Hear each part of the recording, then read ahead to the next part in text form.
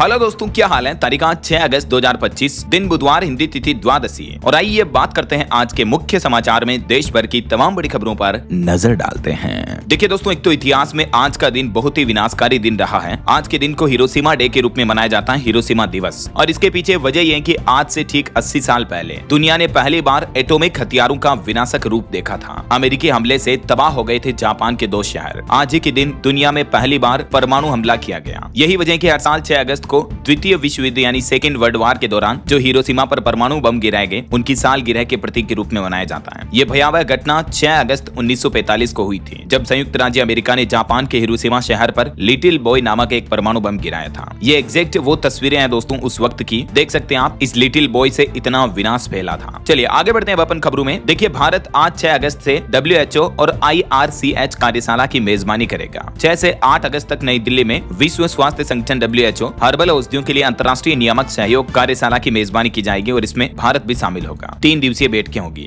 और वही खबर देखिए, अभी फिलीपींस के राष्ट्रपति जो भारत दौरे पर आए हुए हैं, राष्ट्रपति भवन में पहुंचे वो, उन्हें गार्ड ऑफ ऑनर के साथ औपचारिक सम्मान दिया गया, उनका स्वागत किया गया। राष्ट्रपति द्रौपदी मुर्मू ने भी फिलीपींस के राष्ट्रपति मार्कोस का स्वागत करते हुए कहा कि भारत फिलीपींस के बीच गहरा रिश्ता है। फिलीपींस के राष्ट्रपति ने पीएम मोदी से भी मुलाकात की। पहलगाम हमले की निंदा के लिए भारत ने उनका धन्यवाद अदा किया और प्रेस ब्रीफिंग में डाक टिकट भी जारी किए गए। वैसे आपकी जानकारी के लिए बता दूं, फिलीपींस भारत से ब्रह्मोस मिसाइल खरीदने वाला दुनिया का अकेला देश है। भारत ने पिछले साल अप्रैल में ही ये ब्रह्मोस सुपरसोनिक क्रूज मिसाइलों की पहली खेप भेजी थी। 2020 में दोनों देशों के बीच $375 मिलियन में डील हुई थी। तो अभी इनके इस भारत दौरे पर विदेश मंत्रालय ने भी कहा कि मजबूत होंगे भारत और फिलीपींस के रिश्ते। द्विपक्षीय सहयोग के लिए दोनों देश सहमत हुए हैं। चलिए अगले कुछ रिपोर्ट सामने आ रही, देखिए आप। भारतीय इकोनॉमी के लिए डेलोइट इंडिया की तरफ से बड़ा अनुमान लगाया गया कि FY26 यानी फाइनेंशियल ईयर 2026 में 6.4 से लेकर 6.7% तक रह सकती है भारत की GDP growth rate. Consulting firm Deloitte India की तरफ से रिपोर्ट जारी की गई। और एक रिपोर्ट ये सामने आ रही कि आने वाले दशकों में भारत वैश्विक उत्पादन में बड़ी हिस्सेदारी हासिल करने के लिए तैयार है। वहीं एक अच्छी खबर है, अमेरिकी डॉलर के मुकाबले भी भारतीय रुपया मजबूती के साथ 87.22 रुपये प्रति डॉलर पर खुला। और देखिए, प्रधानमंत्री नरेंद्र मोदी ने साझा किया एक लेख जिसमें उन्होंने कृषि सुधारों और किसान केंद्रित पहलुओं से 2047 तक विकसित भारत का लक्ष्य कैसे पूरा होगा, इस बारे में भी बताया। और वहीं दोस्तों, PMI के डेटा देखिए, बीते महीने जुलाई में सेवा क्षेत्र की वृद्धि दर 11 महीने के हाई स्तर पर पहुंची। निर्यात और बिक्री में तेज वृद्धि के कारण यह संभव हुआ। और एक अच्छी रिपोर्ट ये कि भारत बनेगा विश्व का सबसे बड़ा उपभोक्ता बाजार। मॉर्गन स्टैनली ने भी अपनी रिपोर्ट में भारत को लेकर ये टिप्पणी की। चलिए अगली बड़ी खबर देखिए, इनकम टैक्स को लेकर सरकार ने आंकड़े जारी किए और कहा कि देश में कुल टैक्स बकाया 54 लाख करोड़ के भी पार पहुंच चुका है। वैसे आयकर विभाग ने बड़ा एक्शन भी लिया। FY25 यानी वित्त वर्ष 2025 में 30,444 करोड़ की अघोषित आय पकड़ी गई। 465 सर्वे भी किए गए। वित्त राज्य मंत्री पंकज चौधरी ने लोकसभा में इन बातों की जानकारी दी। और इनकम टैक्स डिपार्टमेंट ने बीते 3 साल में 77,000 करोड़ से भी ज्यादा की अघोषित आय पकड़ी और 6,500 करोड़ से भी ज्यादा की संपत्तियां भी सीज की। चलिए अगली बड़ी खबर देखिए, विदेश मंत्रालय का कहना है कि भारत के रूस से तेल आयात पर अमेरिका और यूरोपियन यूनियन ने जो आलोचना की वो अनुचित है। वैसे अमेरिकी राष्ट्रपति डोनाल्ड ट्रंप एक बार फिर से भारत के लिए उल्टी सीधी बातें बोलने लगे। देखिए, ट्रंप ने एक बार फिर से भारत को धमकी देते हुए कहा कि 24 घंटे में इंडिया पर टैरिफ बढ़ाऊंगा। इंडिया अच्छा पार्टनर नहीं है। मतलब ट्रंप बोले कि 24 घंटे में भारत पर और ज्यादा टैरिफ लगाऊंगा क्योंकि भारत अच्छा बिजनेस पार्टनर नहीं है। रूस से तेल खरीदना मतलब युद्ध मशीन को ईंधन देने जैसा है। एक्चुअली ट्रंप को इस बात का पेट दर्द हो रहा कि भारत रूस से क्यों तेल खरीद रहा है। अब डोनाल्ड ट्रंप ने भारत के दवाओं पर भी 250% तक टैरिफ लगाने की धमकी दे दी है और फार्मा कंपनियों को भी कहा कि दवाइयां अमेरिका में ही बनाई जाए। US में 40% दवाएं भारत से जाती हैं, तो ट्रंप अगर इतना भारी भरकम टैरिफ लगा देते हैं तो इससे फार्मास्यूटिकल इंडस्ट्री पर गहरा असर पड़ सकता है। वो बोले कि शुरुआत में तो छोटा टैरिफ लगाएंगे, लेकिन इसे 1-1.5 साल में बढ़ाकर 150 से 250% कर देंगे क्योंकि ट्रंप चाहते हैं कि दवाइयां हमारे ही देश में बनाई जाए ऐसा। तो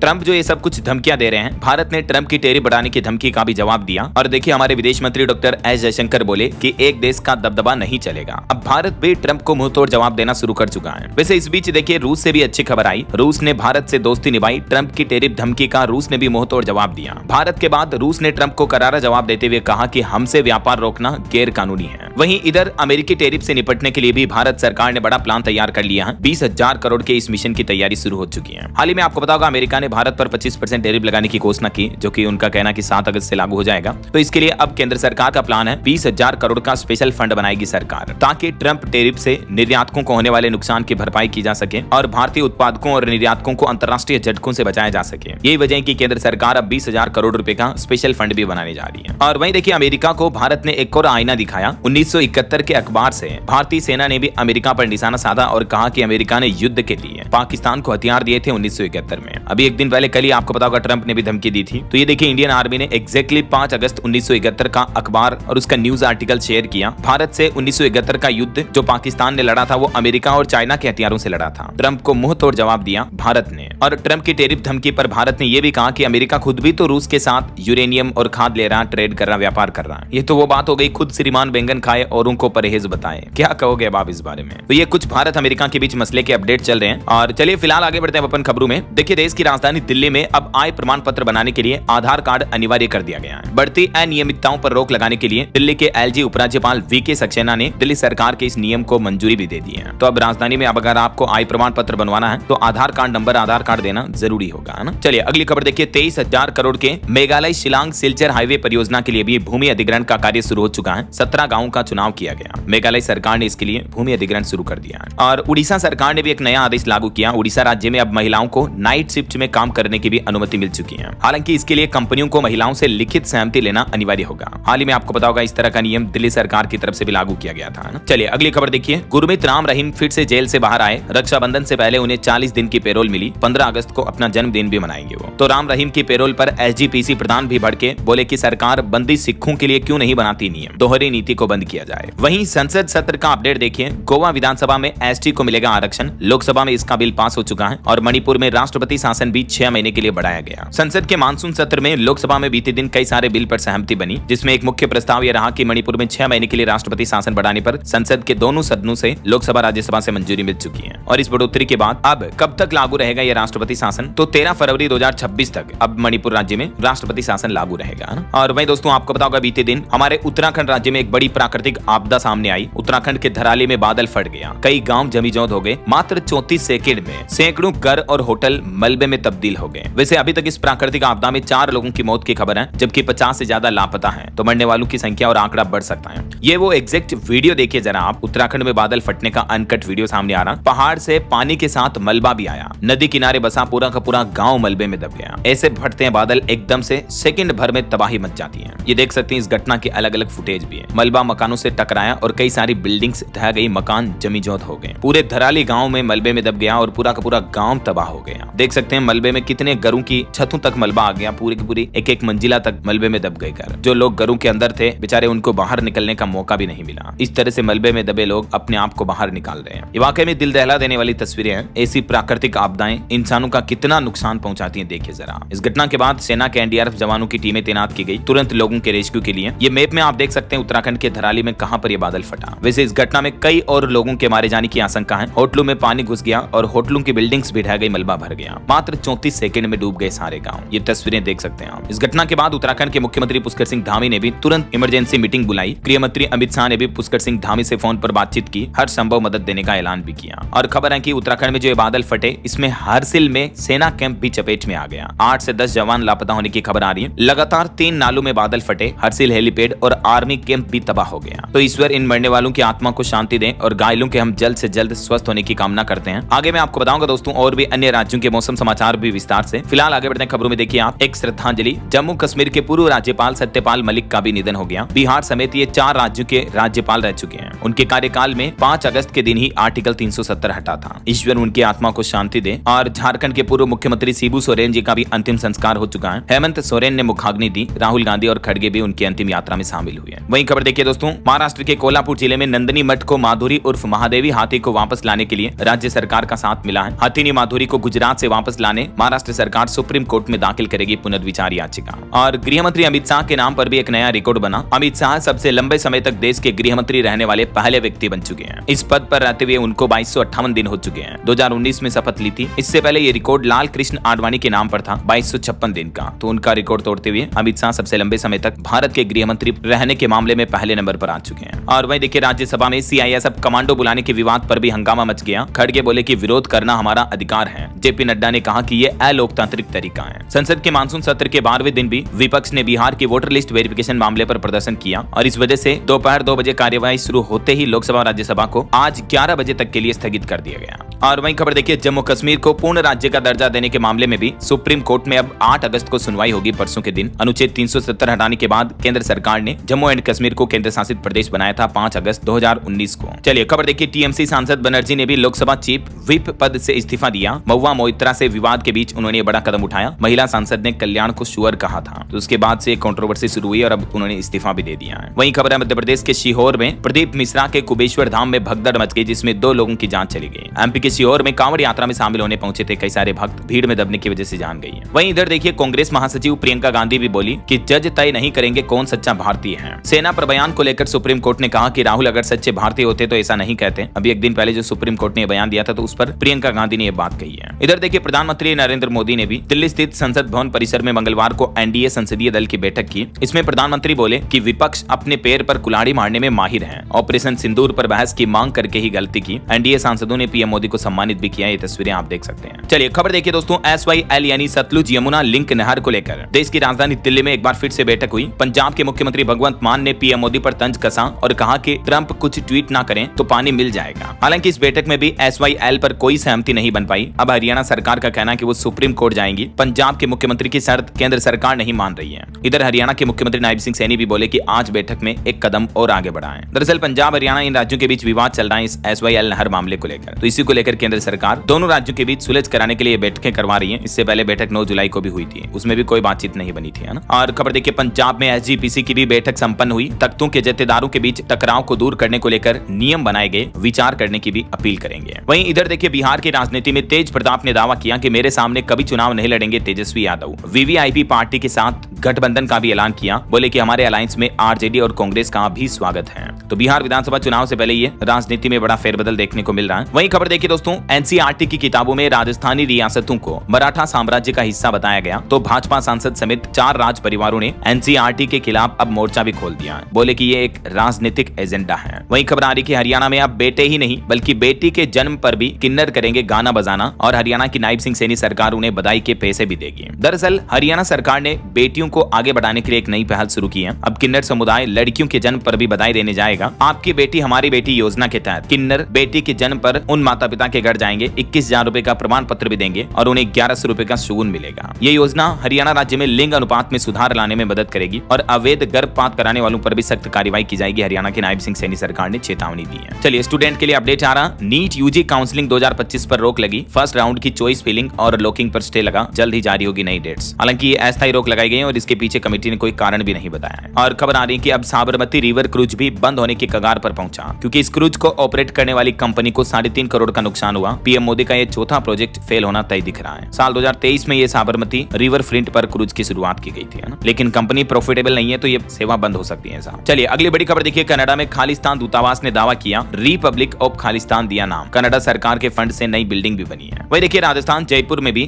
कांग्रेस के राष्ट्रीय महासचिव सचिन पायलट समेत कई पार्टी नेता पहुंचे और इस दरमियान सचिन पायलट पर वाटर कैनन चलाई गई। NSUI के राष्ट्रीय अध्यक्ष का मोबाइल चोरी हो गया। छात्र संघ चुनाव की मांग को लेकर छात्रों ने प्रदर्शन भी किया। ये कुछ तस्वीरें आप देख सकते हैं भीड़ की। चलिए अगली एक रिपोर्ट सामने आ रही दोस्तों, किसानों के लोन को लेकर देखिए, महज 13% किसानों को ही मिला कृषि लोन। टारगेट भी पूरा नहीं कर रहे हैं बैंक। बिहार में किसान भाई लोगों को जितना लोन दिया जाना था उसका 13% किसानों को ही मिल पाया। देखिए जरा। और इधर देखिए यूपी पुलिस को मिला नया नियम, अब बिना गवाह नहीं होगी तलाशी। CBI और ED की तरह काम करेगी अब Uttar Pradesh police. UP police ने अपनी न्याय व्यवस्था और जवाबदेही को और ज्यादा पारदर्शी बनाने की दिशा में एक बड़ा कदम उठाया है। प्रदेश के नए DGP राजीव कृष्ण ने आदेश जारी किया और इसके तहत गिरफ्तारी और तलाशी से जुड़े नए नियम लागू कर दिए गए हैं। ये नियम पूरे उत्तर प्रदेश राज्य में सभी पुलिस कप्तानों को भेज दिए गए हैं। अब CBI और ED की तरह काम करेगी पुलिस, पूछताछ करेगी, उसके बाद ही गवाह के सामने आने के बाद ही तलाशी होगी। ऐसा हर गिरफ्तारी की रिपोर्ट में ये बातें भी लिखी हुई होगी। यूपी पुलिस अब क्रिमिनलों पर इस तरह से कार्रवाई करेगी, है ना। और वही देखिए उत्तर प्रदेश संभल में भी मंदिर मस्जिद का मामला एक बार फिर से गर्म हुआ। अदालत ने एक बार फिर से सुनवाई टाली, कहा कि अब 21 अगस्त को मिलेंगे जवाब। वही देखिए बिहार के नीतीश कैबिनेट बैठक में 36 बड़े फैसलों पर मुहर लगी। चुनाव से पहले नाइट गार्ड और रसोइयों को भी बड़ा तोहफा दिया नीतीश सरकार ने। इसके अलावा शारीरिक शिक्षकों का मानदेय भी 8,000 से बढ़ाकर 16,000 करने के प्रस्ताव पर मुहर लगा दी है। और वहीं इस बैठक में कृषि, शिक्षा, मानदेय बढ़ोतरी, नई नियुक्तियां, नियमावली से जुड़े कई अहम फैसले लिए गए। नीतीश कैबिनेट बैठक में नौकरियां, मानदेय बढ़ोतरी और शिक्षकों को लेकर अहम फैसलों पर मंजूरी मिली है। वहीं बिहार में मुख्यमंत्री नीतीश कुमार की कैबिनेट बैठक ने भ्रष्टाचार रोकने का भी एक अनोखा फॉर्मूला निकाला। अब साइकिल और छात्रवृत्ति और भी कई सरकारी योजनाओं का पैसा सीधे लाभार्थियों के खातों में भेजा जाएगा। वहीं बिहार के हर विधानसभा क्षेत्र में डिजिटल लाइब्रेरी भी बनाई जाएगी। इस डिजिटल लाइब्रेरी योजना से स्टूडेंट, छात्र छात्राओं, युवाओं को काफी फायदा होगा, देख सकते हैं आप। अभी एक दिन पहले आपको पता होगा नीतीश सरकार ने शिक्षक भर्ती में डोमिसाइल नीति लागू करने का भी फैसला किया था, जिससे कि बिहार राज्य के लोकल युवा छात्र छात्राओं को फायदा मिलेगा, नौकरियों में उन्हें प्राथमिकता दी जाएगी। तो चुनाव से पहले नीतीश सरकार कई ताबड़तोड़ फैसले ले रही है। बीते एक महीने के अंदर अंदर ये 15 बड़े ऐलान किए गए। रसोइयों, नाइट गार्ड और शारीरिक टीचर, पीटीआई का मानदेय वगैरह भी बढ़ाया गया, देख सकते हैं आप जानकारी, है ना। चलिए अगली बड़ी खबर देखिए। 7 करोड़ का गेहूं और चावल खा गए राशन चोर। ऑनलाइन सिस्टम से भी बड़ा घोटाला सामने आ रहा। मध्य प्रदेश के ग्वालियर में ये सरकारी राशन की दुकानों से राशन चोरी की बड़ी गड़बड़ी पकड़ी गई। चलिए खबर देखिए। आधार हाउसिंग फाइनेंस ने राजस्थान राज्य में खोली 7 नई शाखाएं। अब राज्य में कुल 55 से भी ज्यादा ब्रांचेज हो चुकी हैं। चलिए अगली खबर देखिए दोस्तों। इलेक्ट्रिक वाहनों की बिक्री बढ़ाने के लिए नीति आयोग एक नया रोडमैप बना रहा। साल 2030 तक 30% हिस्सेदारी जो है वाहनों में, वो इलेक्ट्रिक वाहनों की करने का सरकार का लक्ष्य है, प्लान है। और ईवी व्हीकल्स की बिक्री बढ़ाने के लिए पिछले 10 वर्षों में भी सरकार का कहना है कि 40,000 करोड़ से ज्यादा का प्रोत्साहन दिया गया, लेकिन फिर भी इलेक्ट्रिक वाहनों की हिस्सेदारी अभी हमारे देश में केवल 7.5% के लगभग ही है, जबकि 2030 तक 30% का लक्ष्य हासिल करना है। देश की राजधानी दिल्ली में भी देखिए ईवी अपनाने की रफ्तार पर ब्रेक लगा है। सब्सिडी खत्म होते ही दिल्ली में इलेक्ट्रिक वाहनों की बिक्री में भारी गिरावट देखी जा रही है। तो कहीं न कहीं नीति आयोग को अगर यह लक्ष्य हासिल करना है तो वापस ईवी व्हीकल पर ज्यादा से ज्यादा सब्सिडी बनाने की जरूरत है, राइट। वैसे हाल ही में हरियाणा सरकार की तरफ से फिर से इलेक्ट्रिक व्हीकल पर सब्सिडी देने की घोषणा की थी। मैंने आपको बताया भी था डीएलएस न्यूज चैनल पर अपडेट। इससे हरियाणा राज्य में अब आपको इलेक्ट्रिक व्हीकल सस्ते मिलेंगे। कार पर 6 लाख रुपए और 2 व्हीलर यानी इलेक्ट्रिक बाइक, स्कूटी वगैरह पर भी 15,000 रुपए तक की छूट मिलेगी, सब्सिडी मिलेगी। सरकार ये सब्सिडी देगी, है ना। चलिए अगला अपडेट देखिए। पश्चिम बंगाल में द बंगाल फाइल्स फिल्म का ट्रेलर लॉन्च होगा। फिल्म के डायरेक्टर विवेक अग्निहोत्री बोले कि कोई मुझे चुप नहीं करा सकता है। बहरहाल अभी तो अपन कई सारी महत्वपूर्ण और काम की खबरें देखेंगे दोस्तों, लेकिन फिलहाल वक्त तो चला है आज के ताजा मौसम समाचार जानने का। और हाँ, एक छोटी सी रिक्वेस्ट गुजारिश आपसे ये है कि अगर आप डीएलएस न्यूज चैनल से अभी तक भी जुड़े नहीं हो दोस्तों, तो जुड़ जाइए। चैनल को सब्सक्राइब करके बेल आइकन जरूर दबा दीजिएगा और इस वीडियो पर एक लाइक और शेयर भी कर देना, ताकि आपको रोजाना की ताजा खबरें, महत्वपूर्ण मुख्य समाचार, काम के न्यूज अपडेट सबसे पहले आपके मोबाइल पर मिलते रहेंगे। ओके, और चलिए बिना टाइम वेस्ट किए सीधा आगे बढ़ते हैं मौसम अपडेट में। तो उत्तराखंड की तो स्थितियां और हालात मैंने आपको बताए ही थे। उत्तराखंड के धराली में बादल फटा, जिससे कितना विनाश मचा था। इसके अलावा अभी हमारे देश में बाढ़ से सबसे ज्यादा गंभीर हालात उत्तर प्रदेश में चल रहे हैं। देखिए बाढ़ से तबाही जैसा मंजर मचा हुआ। यूपी के पूर्वांचल के 500 से भी ज्यादा गांव पानी से गिर चुके हैं। प्रयागराज में तो 5 लाख की आबादी पर संकट छाया हुआ है। यूपी काशी में भी देखिए पीपा पुल बह गया और उत्तर प्रदेश का सबसे बड़ा बांध भी ओवरफ्लो पर चल रहा है। एक नदी में बही स्कॉर्पियो को भी खींचा लोगों ने, 7 लोगों पर छत भी गिर गई। अभी भी यूपी के 31 शहरों में भारी बारिश का अलर्ट है। ये प्रयागराज के ड्रोन व्यू की तस्वीरें देखिए। पूरे के पूरे गांव मानो टापू बन गए हैं। 30 दिन में 5,000 से ज्यादा लोग प्रयागराज में भी फंसे हुए हैं। यूपी के कई जिलों में स्कूल कॉलेज बंद हैं। नावें अब लोगों का सहारा बन रही हैं। नावों के जरिए इधर उधर जा रहे हैं। इस बीच उत्तर प्रदेश के 45 जिलों में अगले 24 घंटों के दौरान भी भारी बारिश और बाढ़ की चेतावनी का अलर्ट है। मुख्यमंत्री योगी आदित्यनाथ ने भी आगरा और औरैया के बीच बाढ़ प्रभावित इलाकों का हवाई सर्वेक्षण भी किया। और देखिए बीते दिन प्रयागराज में घटना भी हो गई। 5 दोस्त गंगा नदी में डूब गए, जिनमें से 3 की मौत हो गई। बाढ़ के बीच ये नहाने गए थे, गहरे पानी में समा गए। हालांकि 2 को बचा लिया गया। चलिए यूपी के बाद कुछ और राज्यों के मानसून के हालात देखिए आप। झारखंड में भी सभी जिलों में आज भी भारी बारिश की संभावना है। आकाशीय बिजली गिरने की चेतावनी। 8 अगस्त तक बारिश का येलो अलर्ट है पूरे झारखंड राज्य में। छत्तीसगढ़ में भी मौसम विभाग ने चेतावनी देते हुए कहा कि उत्तर छत्तीसगढ़ में अगले 5 दिन आंधी तूफान का अलर्ट जारी हुआ। रायपुर में तेज बारिश होगी। सूरजपुर समेत 17 जिलों में बिजली भी गिरेगी और कल से ही प्रदेश भर में बारिश का सिलसिला फिर से शुरू होगा। इधर पंजाब के भी 4 जिलों में बारिश का येलो अलर्ट है। तेज हवाएं चलेगी। डेमू का जलस्तर बढ़ा। अगले 2 दिन तक के लिए चेतावनी जारी हुई। वहीं हरियाणा के भी मानसून का लाइव अपडेट देखिए। गुरुग्राम, रोहतक समेत 8 जिलों में बारिश का रेड अलर्ट है। मौसम विभाग ने सलाह दी है कि जल भराव वाली जगहों पर न जाएं, पेड़ के नीचे खड़े ना हो। और पहाड़ी राज्य हिमाचल के भी मानसून के हालात देखिए। मंडी में फिर से बादल फटा। कई मकान क्षतिग्रस्त हो गए। ब्यास नदी उफान पर चल रही है। कई घरों में भी नदियों का पानी घुस गया। कोल डैम से भी पानी छोड़ा गया। इसके चलते पंजाब में भी अलर्ट जारी हुआ है ना। और बिहार के मानसून की स्थिति देखिए। पटना में 10 अगस्त तक बारिश की चेतावनी। फतुहा, बक्सर में शमशान घाट भी डूब गए। बेतिया में सड़क पर 4-4 फीट तक गंडक नदी का पानी भर गया। भोजपुर में भी स्कूल बंद पड़े हैं। मध्य प्रदेश में भी इस सीजन में 28 इंच तक बारिश हुई, जो कि 47% ज्यादा बारिश है। गुना निवाड़ी में 45 इंच से ज्यादा पानी गिरा। आज भी एमपी के ग्वालियर, मुरैना समेत कई कई जिलों में भारी बारिश का अलर्ट है। लगभग पूरे मध्य प्रदेश के सभी जिलों में हल्की बारिश की तो चेतावनी है ही। इधर राजस्थान में मौसम विभाग ने अलर्ट जारी किया, कहा कि 7 अगस्त से फिर से एक्टिव होगा मानसून। मुख्यमंत्री भजन लाल शर्मा ने भी बाढ़ प्रभावित क्षेत्रों का हवाई सर्वेक्षण किया और स्काईमेट वेदर की रिपोर्ट के मुताबिक 1-2 दिन बारिश के हालातों के बाद अब राजस्थान में अगले एक सप्ताह तक सुस्त रहेगा मानसून। बारिश के आसार फिर कम ही रहेंगे।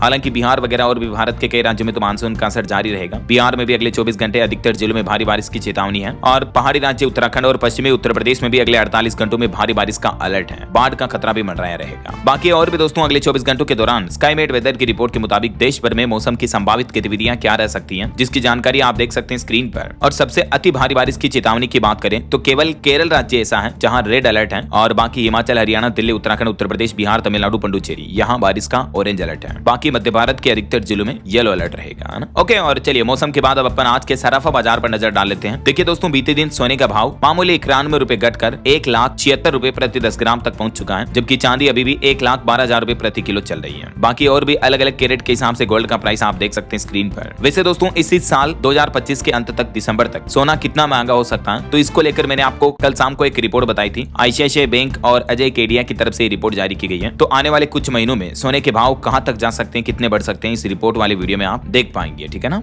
ओके, और चलिए कुछ मार्केट अपडेट्स पर भी नजर डाल लेते हैं। देखिए, अमेरिकी राष्ट्रपति डोनाल्ड ट्रंप की धमकियों से बाजार लाल हुआ। अब भारतीय शेयर बाजार की निगाहें आरबीआई एमपीसी बैठक पर है और आज आरबीआई की मॉनिटरी मीटिंग के नतीजे भी आ जाएंगे। तो देखते हैं इसमें क्या कुछ बड़े फैसले लिए जाते हैं। जो भी अपडेट आएंगे मैं आपको बता दूंगा। रेपो रेट में कटौती होती है या नहीं, ब्याज दरों पर एमपीसी का फैसला भी आज बुधवार को आ जाएगा। अमेरिकी टैरिफ के ऐलान के बाद महंगाई के अनुमानों पर भी नजर रहेगी। वैसे आरबीआई ने एक और बड़ा फैसला लिया है। विशेष रुपया वोस्ट्रो खाते खोलने की प्रक्रिया में भी बदलाव किया गया है। क्या है इस तरह के स्पेशल खाते और इसमें क्या क्या चेंजेस किए गए, इस बारे में डिटेल जानकारी आप देख सकते हैं। अच्छा, वैसे अपन मार्केट न्यूज की बात कर रहे थे तो बीते दिन भारतीय शेयर बाजार में 308 अंकों की गिरावट देखी गई। निफ्टी भी 73 अंक फिसला और एक रिपोर्ट सामने आ रही दोस्तों की शेयर बाजार में तूफानी तेजी आएगी। सेंसेक्स 1 लाख के पार पहुंच जाएगा। Global brokerage firm Morgan Stanley ने भारतीय शेयर बाजार को लेकर ये बड़ी भविष्यवाणी की, जिसमें बताया कि जून 2026 तक यानी ऑलमोस्ट अगले एक साल के अंदर अंदर सेंसेक्स 1 लाख तक पहुंच सकता है। और आईपीओ लिस्टिंग पर खबर है, आदित्य इन्फोटेक का शेयर पहले ही दिन 7% चढ़ा, 51% ऊपर लिस्ट हुआ मार्केट में। वहीं सुप्रीम कोर्ट से डीएचएफएल के पूर्व डायरेक्टर की जमानत रद्द हुई और अनिल अंबानी ईडी के ऑफिस पहुंचे। 17,000 करोड़ लोन फ्रॉड मामले में उनसे पूछताछ हुई। 1 अगस्त को उनको लुकआउट नोटिस जारी हुआ था। तो अब इन 17,000 करोड़ की धोखाधड़ी मामले में ईडी ने अनिल अंबानी से तकरीबन 10 घंटे तक पूछताछ की है। और वहीं खबर आईपीओ से पहले बोल्ट कंपनी ने भी अपना नेम चेंज कर लिया, गो बोल्ट नाम से रीब्रांडिंग कर दी है। ओके, और चलिए मार्केट के बाद आगे बढ़ते हैं अपन खबरों में। देखिए, ऑटो इंडस्ट्री से खबर आ रही है, टाटा हैरियर और सफारी के एडवेंचर एक्स वेरिएंट लॉन्च हुए हैं। सेफ्टी के लिए इनमें आपको लेवल 2 ADAS फीचर मिलेंगे। कीमत 18,99,000 से शुरू है। वहीं हीरो कंपनी ने अपनी मैवरिक 440 बाइक को बंद कर दिया। अच्छा रिस्पांस न मिलने के कारण फैसला लिया। पिछले साल फरवरी में ये लॉन्च हुई थी। और खबर आ रही, आगरा में मुख्यमंत्री योगी आदित्यनाथ ने अटलपुरम टाउनशिप का उद्घाटन किया उत्तर प्रदेश में। मंडल के सभी जिले के अधिकारी जनप्रतिनिधि के साथ बैठक भी की। बोले कि बारिश के बाद गड्ढा मुक्ति अभियान चलाएं। सीएम योगी बोले कि उत्तर प्रदेश के 21 जिले अभी बाढ़ से प्रभावित हैं। राहत कार्य में जुटी है एनडीआरएफ एसडीआरएफ की 34 टीमें भी। और खबर देखिए, दिल्ली के लाल किले में डमी बम को डिटेक्ट नहीं कर पाए पुलिसकर्मी। इसके चलते 7 कर्मियों को सस्पेंड किया गया। स्पेशल टीम सादे कपड़ों में आई थी। स्वतंत्रता दिवस से पहले सुरक्षा को लेकर ये मॉक ड्रिल किया गया था। और खबर है, Oben Rorr EZ Sigma electric bike भी भारत में लॉन्च हुई। ऑन बोर्ड नेविगेशन के साथ फुल चार्ज में 175 किलोमीटर की रेंज मिलेगी। कीमत 1,27,000 से शुरू है। वहीं बॉलीवुड से खबर आ रही, फिल्म सैयारा ने वर्ल्ड वाइड 500 करोड़ की कमाई की। टीम का दावा है कि भारत की सबसे बड़ी लव स्टोरी बन चुकी है फिल्म। प्रोड्यूसर बोले कि नई पीढ़ी से जुड़ गई है। टेक न्यूज से खबर देखिए, यूजर्स के मेंटल हेल्थ पर फोकस करेगा अब chat GPT.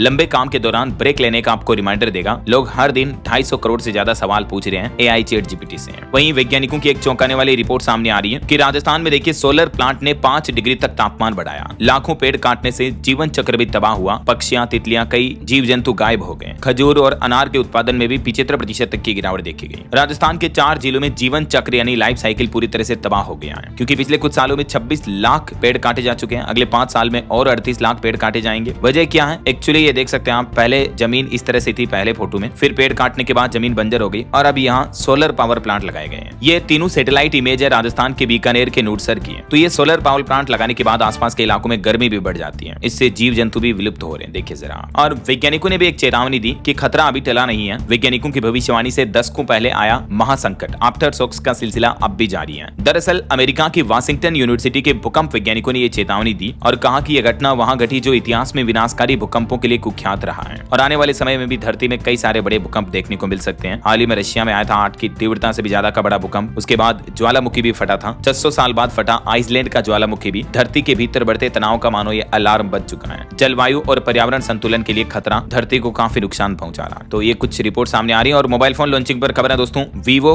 Y400 smartphone Bharat में लॉन्च हुआ। शुरुआती कीमत 21,999। वहीं देखिए बिहार पटना हाईकोर्ट ने निजी मेडिकल कॉलेजों में सरकारी फीस लागू करने के फैसले पर रोक लगाई, गवर्नमेंट से जवाब भी मांगा। और वहीं बिहार राज्य के टीचर्स यानी शिक्षकों के लिए भी खुशखबरी आई। ट्रांसफर पोस्टिंग को लेकर शिक्षा विभाग की तरफ से नया आदेश जारी किया गया, जिसके मुताबिक अब टीचर्स की ट्रांसफर से जुड़ी शिकायतों का निवारण किया जाएगा। प्रत्येक जिले में इसके लिए जिलाधिकारी एक स्पेशल समिति गठित करेगा। 31 अगस्त तक का समय है और इसके बाद 10 सितंबर तक उन शिकायतों का समाधान किया जाएगा। ऐसा वहीं बिहार की नीतीश सरकार का रियल एस्टेट डेवलपमेंट पर भी प्लान है। बड़े शहरों के आसपास बसाई जाएगी सैटेलाइट टाउनशिप, जमीन विकसित कर लौटाएगी नीतीश सरकार। पटना समेत सभी प्रमंडलीय मुख्यालयों के पास ये सैटेलाइट टाउनशिप योजना लाई जाएगी। चलिए खबर देखिए, विदेश पर निर्भरता होगी खत्म, अब हमारे ही देश में बनेंगे सेमीकंडक्टर डिवाइस। पंजाब चंडीगढ़ में पहले रिसर्च सेंटर का शिलान्यास हुआ। ये देख सकते हैं आप इस सेंटर के डिटेल भी। और वहीं इंडिया पोस्ट का नया प्लान देखिए दोस्तों, अब बार बार नहीं लगाने पड़ेंगे पोस्ट ऑफिस के चक्कर। डिजिटल और पारदर्शी होगी डाक विभाग की सेवाएं। डाक विभाग ने IT 2.0 सॉफ्टवेयर लॉन्च कर दिया है, जिससे अब आपको पोस्टल सेवाएं और बेहतर आसानी से मिलेगी, है ना। अच्छा, और डाक विभाग अब आपको एक और ये सुविधा भी देगा, पता बदलने के बाद भी नए पते पर पहुंच जाएगी आपकी डाक। उत्तर प्रदेश के कई डाकघरों में नए IT प्रणाली में ये सुविधा भी शुरू की गई है। चलिए अगली खबर देखिए, किसानों के लिए अच्छी खबर है। 18 गाँव की जमीन खरीदेगी सरकार। 9,000 एकड़ जमीन पर बसेगा औद्योगिक शहर। दिल्ली मुंबई एक्सप्रेसवे के पास ग्रीनफील्ड एक्सप्रेसवे के किनारे हरियाणा सरकार फरीदाबाद और पलवल के 9 गाँव के किसानों की ये जमीन खरीदेगी और ये औद्योगिक डेवलपमेंट देखने को मिलेगा ना।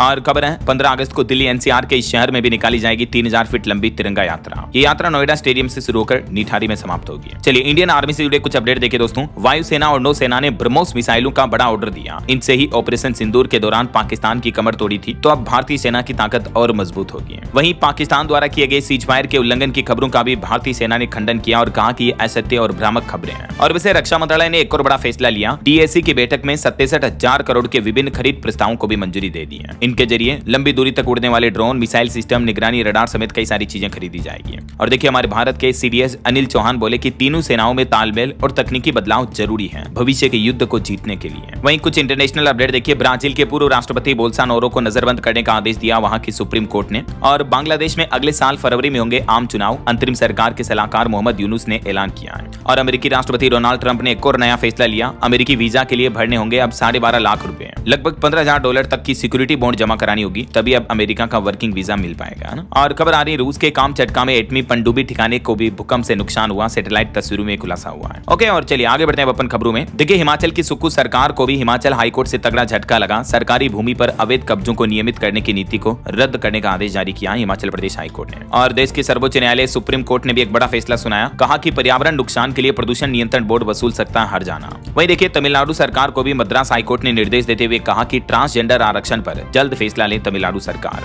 और राज्यसभा में विपक्ष ने CISF कर्मियों की मौजूदगी का विरोध किया। महिला सांसद पर कार्रवाई को लेकर भी सवाल उठाए। वेस्ट बंगाल यानी पश्चिम बंगाल में TMC सांसद अभिषेक बनर्जी के खिलाफ बयान नहीं दे सकेंगे शुभेंदु अधिकारी, अलीपुर अदालत ने आदेश दिया। और उत्तर प्रदेश में जो धर्मांतरण मामले में छांगूर बाबा गिरफ्तार हुआ था, तो उसके बाद अब ED ने इस बाबा के सहयोगी नवीन को भी गिरफ्तार कर लिया है। इसके बैंक खातों में 60 करोड़ रुपए आए थे, दूसरे मुल्कों से मिली थी बड़ी धनराशि। वहीं खबर आ रही कि 22 महीनों में बनकर तैयार होंगी CCS की सभी 10 इमारतें, केंद्र सरकार ने बड़ी घोषणा की है। और ECI यानी इलेक्शन कमीशन ऑफ इंडिया का प्लान है, डेटा सुरक्षा नीति के उल्लंघन पर चुनाव आयोग ने कार्रवाई की, पश्चिम बंगाल के 4 अधिकारियों को निलंबित कर दिया। वहीं महाराष्ट्र में भी इलेक्शन को लेकर अपडेट आ रहा, दिवाली के बाद होंगे स्थानीय निकाय चुनाव, चरणों में होगी प्रक्रिया, राज्य चुनाव आयुक्त की तरफ से यह बड़ी घोषणा की गई। और भारत के लिए बड़े गर्व की बात देखिए, अरुणाचल प्रदेश की बेटी ने अफ्रीका की सबसे ऊंची चोटी पर फहराया तिरंगा, राज्यपाल ने भी बधाई दी। इनका नाम है कबक यानो, जिन्होंने भारत का देश का नाम रोशन किया है। और सुप्रीम कोर्ट का एक और अहम फैसला देखिए, केवल आचरण के आधार पर आरोपी को दोषी नहीं ठहराया जा सकता है। एक ऐसे ही केस की सुनवाई करते हुए हत्या के मामले में सुप्रीम कोर्ट ने अहम टिप्पणी की है। सुप्रीम कोर्ट ने कहा कि पर्यावरण मंत्रालय की अधिसूचना को भी बड़ी मंजूरी मिली, बड़ी परियोजनाओं को छूट देने वाला प्रावधान भी खारिज हुआ। वहीं देश की राजधानी दिल्ली में स्कूल फीस बिल के खिलाफ अभिभावकों ने दिल्ली विधानसभा के बाहर प्रदर्शन भी किया और आम आदमी पार्टी ने इस प्रदर्शन का समर्थन भी किया। अभी एक दिन पहले आपको पता होगा, दिल्ली सरकार जो प्राइवेट स्कूलों की फीस कंट्रोल को लेकर न्यू बिल लेकर आई है, उसके कुछ प्रावधानों को लेकर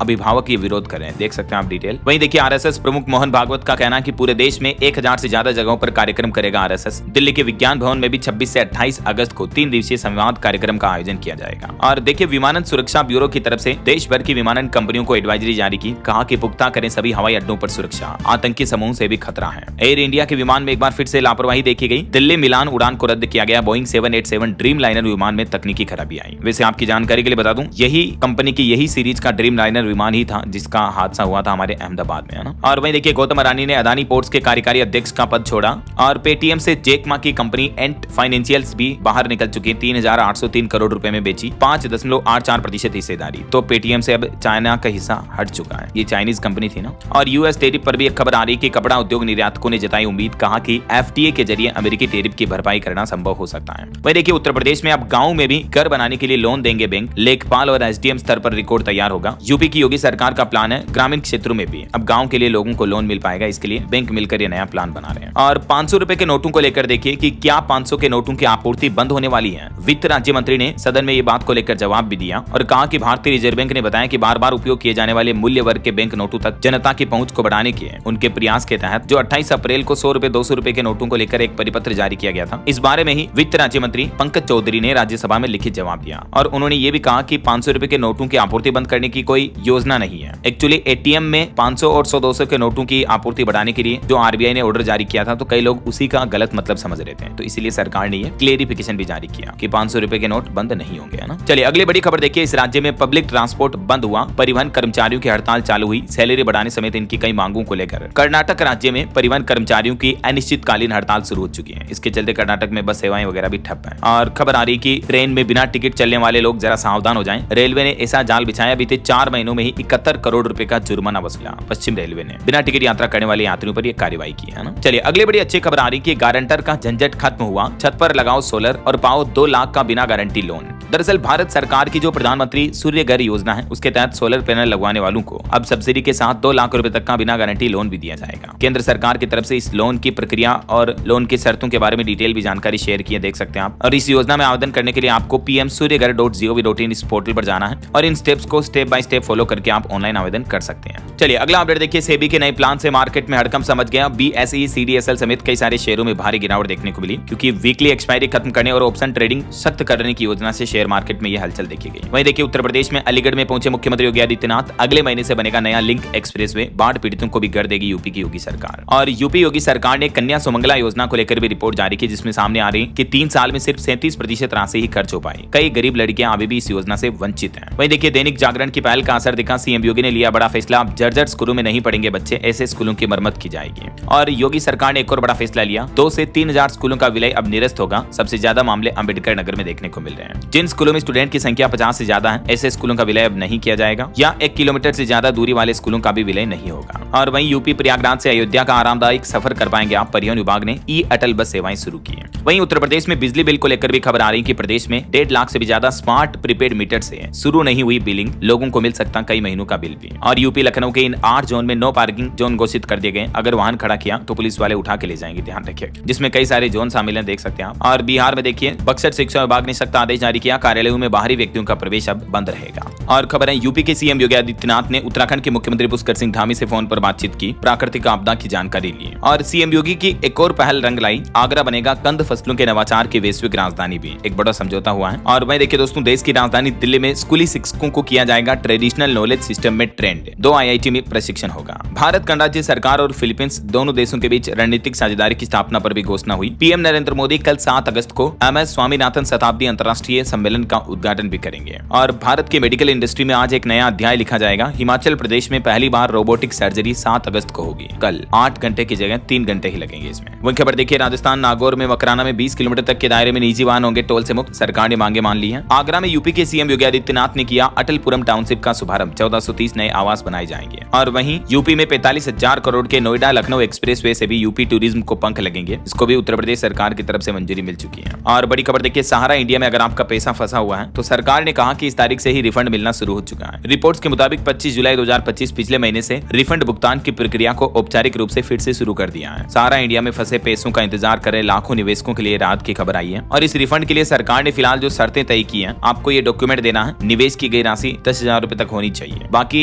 CRCS सहारा इंडिया रिफंड पोर्टल पर आप अपने रिफंड का स्टेटस चेक कर सकते हैं और इस लिस्ट में आपका नाम है या नहीं वो भी देख सकते हैं। वहीं देखिए, फोर्ब्स ने जारी की अगस्त 2025 में दुनिया के टॉप 10 सबसे अमीर अरबपतियों की सूची। जिसमें नंबर 1 पर इलोन मस्क आ गए हैं। और देखिए बिहार के स्कूलों में अब लाउड स्पीकर पर चिल्लाएंगे टीचर्स, घर घर गुजेगी अटेंडेंस, मुख्य सचिव की भी नींद गायब होगी। दरअसल बिहार के सभी स्कूलों में लाउड स्पीकर लगाए जाएंगे, बच्चों की अनुपस्थिति और शिक्षकों की लापरवाही पर लगाम लगेगी। और इसके लिए शिक्षा विभाग ने टोल फ्री नंबर भी जारी किए हैं, देख सकते हैं आप 14417। इसके अलावा एक और नंबर है 180034544417। इन टोल फ्री नंबर के जरिए ग्रामीण जनता स्कूलों की शिकायत दर्ज करा पाएंगे। और ये जो लाउड स्पीकर लगाने का फैसला लिया है, इसको लेकर बिहार सरकार का कहना है कि शिक्षकों और हेडमास्टर की अब नई जिम्मेदारी होगी स्कूलों में लाउड स्पीकर के माध्यम से कोई भी जरूरी जानकारियां इन्फॉर्मेशन है तो अनाउंसमेंट किया जाएगा ना, जैसे सुबह स्कूल शुरू होने की घोषणा या दिन की गतिविधियों की जानकारी है। चलिए अगला अपडेट देखिए, रेल यात्रियों के लिए रेलवे ने एक नियम बदल दिया, ट्रेन में सामान ले जाने का 70 किलो से ज्यादा बढ़ा दिया वजन। दरअसल भारतीय रेलवे ने यात्रा के दौरान सामान की नई लिमिट तय की है। जनरल बोगी में आप 35 किलो तक का सामान ले जा पाएंगे और फर्स्ट एसी में 70 किलो तक के सामान ले जाने की इजाजत होगी। और देखिए हिमाचल प्रदेश में अवैध कब्जों पर हाईकोर्ट ने बड़ा फैसला सुनाया। 1,67,000 लोगों को तगड़ा झटका लगा। 23 साल पुरानी नीति रद्द हुई, 6 महीने के अंदर अंदर चलेगा बुलडोजर। जिनका भी अवैध निर्माण हो रहा, ऐसे लाखों लोगों की संपत्तियों पर अब बुलडोजर चलाया जाएगा। चलिए आगे बढ़ते हैं खबरों में। देखिए आप बीएसई एसएमई प्लेटफॉर्म ने 600 आईपीओ लिस्टिंग का आंकड़ा पार किया। म्यूचुअल फंड हाउसों ने आईपीओ में 5,294 करोड़ रुपए आवंटित किए। और वहीं केंद्र सरकार ने सभी राज्यों से वैश्विक फिल्म निर्माण के लिए इंडिया सिने हब का लाभ उठाने का आग्रह किया। और दुबई में पर्यटन पर रिपोर्ट सामने आ रही कि इस साल 2025 तक 98 लाख से ज्यादा पर्यटक आएंगे, जिसमें भारत भी प्रमुख बाजार बना रहेगा। और यूपीआई ट्रांजैक्शन पर रिपोर्ट आ रही कि पहली बार दैनिक यूपीआई आधारित लेन देन 700 मिलियन के पार पहुंचा। वही देखिए हमारे देश के छोटे किसानों से भी होगा बीज अनुबंध। श्वेत क्रांति 2.0 से आएगी विकास की बहार। गृह मंत्री अमित शाह ने किसानों की इस योजना को लेकर पूरा रोड मैप भी बताया है। देश भर में 2 लाख सहकारी समितियों के गठन करने का लक्ष्य भी तय किया है। और श्वेत क्रांति 2.0 क्या है, इसके तहत 50% दूध संग्रह करने का लक्ष्य तय किया गया, जिससे किसानों को क्या क्या फायदे मिलेंगे, इस बाबत डिटेल जानकारी आप देख सकते हैं स्क्रीन पर। और एक रिपोर्ट सामने आ रही दोस्तों की बीते महीने जुलाई में भारत के सर्विस सेक्टर की रफ्तार भी जबरदस्त देखने को मिली। नए ऑर्डर और ग्लोबल बिक्री में उछाल आया, HSBC PMI की रिपोर्ट में दावा किया गया। और इंडसइंड बैंक के नए MD और CEO बने राजीव आनंद। RBI की मंजूरी के बाद शेयरों में भी मजबूती देखी गई। वह देखिए फीफा ने हैदराबाद में शुरू की महिलाओं के लिए भारत में पहली टैलेंट एकेडमी भी है। और इक्री सेठ ने छोटे किसानों के लिए भी AI सक्षम जलवायु सलाह सेवा शुरू की। भारत में पाम तेल का आयात घटा, सोया तेल का आयात 3 साल के उच्चतम स्तर पर पहुंचा। भारतीय तीरंदाजी संघ ने तीरंदाजी लीग के पहले सत्र की भी घोषणा की है। अक्टूबर 2025 में दिल्ली में इसका आयोजन होगा।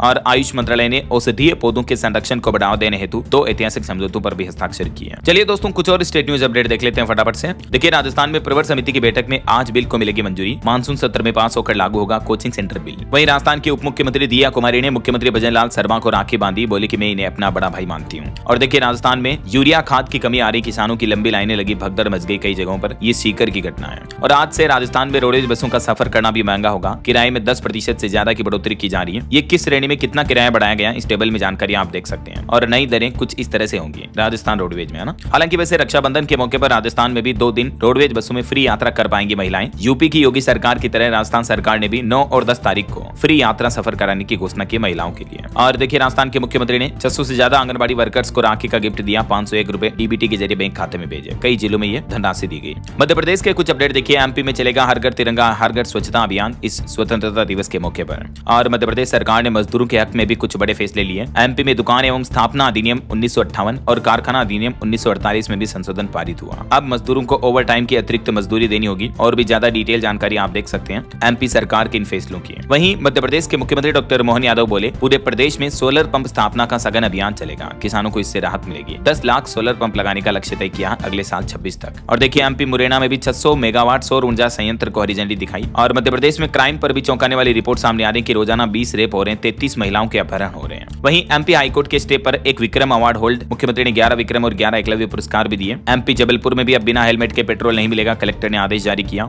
खरगोन विधानसभा में अमृत हरित महोत्सव की शुरुआत हुई, 5000 पौधे लगाए। एमपी में ओबीसी को 52% आरक्षण देने की भी मांग की जा रही है। इधर छत्तीसगढ़ में देखिए 10 IAS अफसरों के फेरबदल किए गए। पूर्व मुख्यमंत्री भूपेश बघेल के बेटे चैतन्य ने हाईकोर्ट में याचिका लगाई, ईडी की गिरफ्तारी को असंवैधानिक बताया। पंजाब से छत्तीसगढ़ के रास्ते 51 लाख की शराब तस्करी की गिरोह की गिरफ्तारी हुई। और छत्तीसगढ़ में मोर तिरंगा मोर अभियान चलाएगी बीजेपी, ऑपरेशन सिंदूर से जुड़ेगा तिरंगा यात्रा भी। वहीं छत्तीसगढ़ में बिजली उपभोक्ताओं के लिए चौंकाने वाली खबर आ रही है कि 400 यूनिट बिजली के लिए अब आपको 770 रुपए तक ज्यादा देने पड़ेंगे। 200 की जगह 50 यूनिट ही फ्री बिजली मिलेगी। अब हाफ बिजली योजना में बदलाव का पूरा हिसाब किताब आप देख सकते हैं। अब क्या बदलने जा रहा है और नई व्यवस्था में क्या क्या नए प्रावधान होंगे। छत्तीसगढ़ में घरेलू उपभोक्ताओं के लिए बिजली दरें अब ये मानी जाए। नई नीति के तहत सिर्फ 100 यूनिट तक ही छूट मिलेगी। तो अब छत्तीसगढ़ में पहले के मुकाबले ज्यादा बिजली बिल आएगा। भूपेश बघेल की तरफ से ट्वीट भी किया गया, इसको लेकर देख सकते हैं आप। अच्छा बिहार का एक अनोखा मामला देखिए दोस्तों। मजदूर के खाते में आ गए 10 लाख करोड़ रुपए। बोला कि हमारे अकाउंट में तो 500 रुपए रहल, ई का देखता हम तो अमीर हो गई नहीं। ये देख सकते हैं आप कोटक महिंद्रा बैंक की ऑफिशियल ऐप में बिहार जमुई के एक मजदूर के खाते में रातों रात 10 लाख करोड़ रुपए से ज्यादा आ गए। ये उसके बैंक खाते का स्क्रीनशॉट आप देख सकते हैं, जबकि ये उस मजदूर का घर है जहां वो रहता है। 37 डिजिट में केस ट्रांसफर हुआ। बैंक और इनकम टैक्स विभाग ने नोटिस भी भेज दिया। हालांकि अभी जांच एजेंसियां सक्रिय हो गई इस मामले को लेकर। आशंका है कि या तो मनी लॉन्ड्रिंग या तकनीकी गड़बड़ी से जुड़ा ये मामला हो सकता है, बैंक की गलती हो सकती है ना। और वह देखिए हरियाणा में प्राइवेट अस्पतालों का 300 करोड़ जारी हुआ। पंजाब में नई इंडस्ट्रियल पॉलिसी पर पंजाब सरकार एक्टिव हुई।